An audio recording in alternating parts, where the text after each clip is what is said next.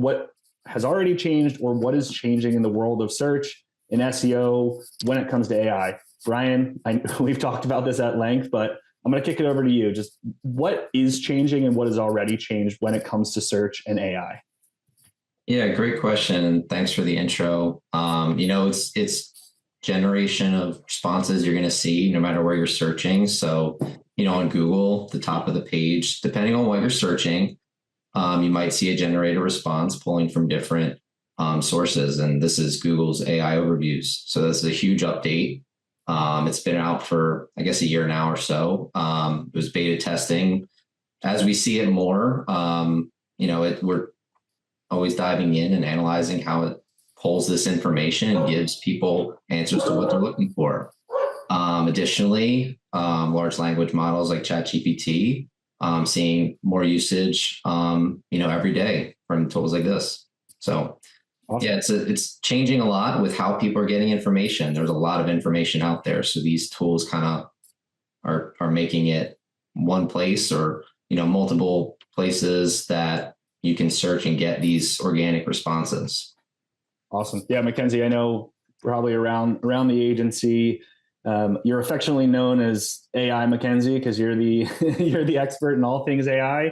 But specifically when it comes to search and SEO, can you just kind of talk through some of the changes and differences with how users are interacting with AI, both in large language models as well as on the Google platform? Yeah, absolutely, Drew. And I think I want to take it back to, you mentioned we started a task force like 2 years ago. Maybe it was a little bit longer ago than that. It was right around when ChatGPT 3 broke out, was released, had that watershed moment for large language models on the market. And for us to know how things have changed in the search landscape, we have to kind of understand that the models themselves and the capabilities that they have changed a lot just over the past couple of years. Originally, we had a model that it just had its own training data, which of course was billions of data points sourced from all over the web, but it was not able to store memory. It was not able to quote unquote reason. In the past 2 years, we've seen these models begin to have some of those reasoning capabilities, which just allows it to think longer, to validate some of its own answers. They also have web search capability. They can access what we can access on Google and are likely seeing a lot of the same things that we see in the search results when we are looking up a query. They also have agentic mode where you can give it an objective and it can autonomously perform tasks to fulfill that objective. They have browsers now like ChatGPT Atlas or Edge with its inborn Copilot capability where the AI lives right in the browser. So we're still seeing search change every single day. However, as it stands now, we just see a more holistic AI forward search landscape where a lot of people are going to the browser, they're asking a long question, can be very descriptive, and they are going to get, of course, the AI overview at the top, which is sort of more like visibility. It's that pre-click behavior, but we see a lot more people that are dwelling on that pre-click behavior right there in the AI overview. Or on the flip side of it, we see people taking some of those queries that they would have entered into Google, and now they're just entering it directly into ChatGPT, Perplexity, Claude, or Google Gemini. So the way we ask questions, the way we start searching for new products, it's changing dramatically, but continues to evolve. And with some of the old traditional methods of finding these products, and a lot of that hasn't changed as a matter of fact, but now it's built in. The AI is really built into the way we search. Yeah, and I know it's almost like we can't get away from it in a lot of ways.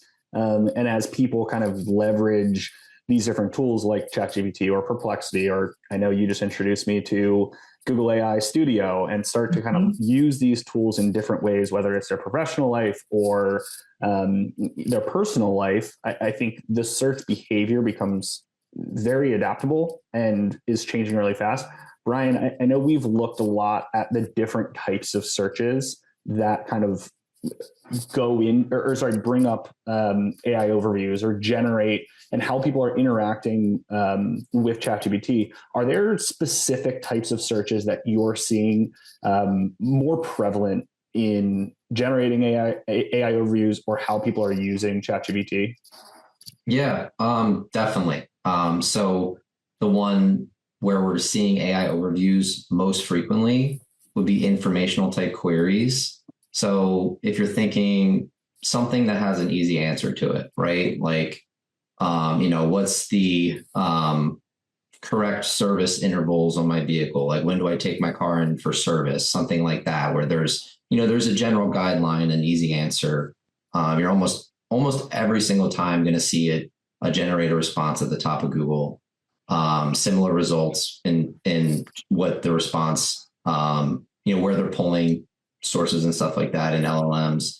But that's like the most common example, right? Where we're seeing less of those appearances, doesn't mean they don't show up ever, but just less frequently than informational will be like more transactional type searches. So, if you're really looking to purchase, you're usually encountering a lot of different things in the search results page than, something with a simple answer. It wants to give you the correct information. And sometimes, it's just, or historically, since it's been out, it's just been more informational type. Yeah, and I think that's really an important distinction, because there's a lot of businesses who have kind of built their online reputation. They rank for a lot of informational queries. They drive a lot of traffic. And, I know we've all done a ton of research on this topic, and we've seen that the clicks and the click-through rate for those type of informational searches has decreased heavily. And I would venture it's only going to continue to decrease, largely because the user can get that information, like you're saying, service intervals, or I've used ChatGPT to curate a full wardrobe. And I never went to a site. I never clicked on anything.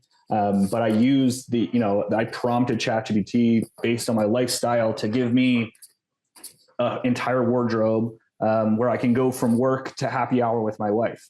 And those types of searches I think are really interesting, because that's how people right now are generally using these type of tools. But I think what we're seeing is that as people kind of change how they search and kind of use large language models in their personal life, it will also affect how they go and find products.